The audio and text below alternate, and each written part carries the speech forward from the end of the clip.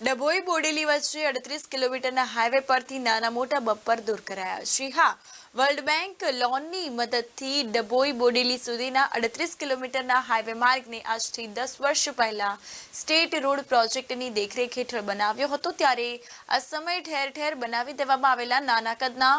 Vibrator bump દરેક વાહન ચાલકો માટે માથાના દુખાવા સમાન બન્યા હતા અને એ સાથે જ આવા સ્થળે કોઈક જીવ ગુમાવતા હતા તો કેટલાક ઇજાગ્રસ્ત બનતા હતા અને આ ડભોઈ બોડેલી સ્ટેટ હાઈવે પરના અસંખ્ય બમ્પ અકસ્માતનું કારણ બની ગયા હતા। જો કે હાલમાં ચાલી રહેલ નવીન માર્ગની કામગીરી દરમિયાન તમામ નાના બમ્પોને દૂર કરી દેવામાં આવ્યા છે અને નાના મોટા વાહન ચાલકોને પોતાના વાહનોને તેજ ગતિએ દોડાવવામાં મોટી રાહત થઈ હોવાનું જોઈ શકાય છે। વર્ષ 2015-16ના સમયગાળા દરમિયાન નવા શોલ્ડર સાથે પહોળાઈને વધારીને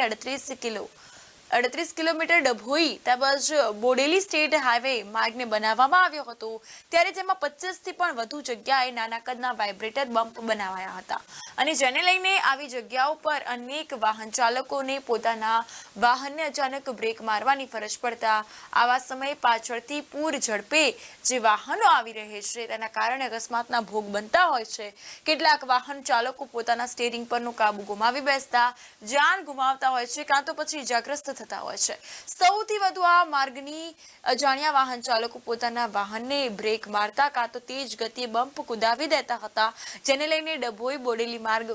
જે છે તેના પર બમ્પ એક ચર્ચાનો વિષય બન્યો છે। જોકે હાલની કામગીરી દરમિયાન તમામ નાના વાઇબ્રેટર બમ્પોને દૂર કરીને તેની જગ્યાએ સફેદ પીળા કલરના પટ્ટા મારતા માર્ગની રોનક બદલાઈ ગઈ છે અને બમ્પ દૂર કરી દેવાતા ધોરીમાર્ગ પરથી પસાર થતા નાના મોટા વાહન ચાલકોને રાહત થઈ લાંબા ધોરીમાર્ગ પર ઊંચા ટેકરાવાળા બમ્પથી અકસ્માતની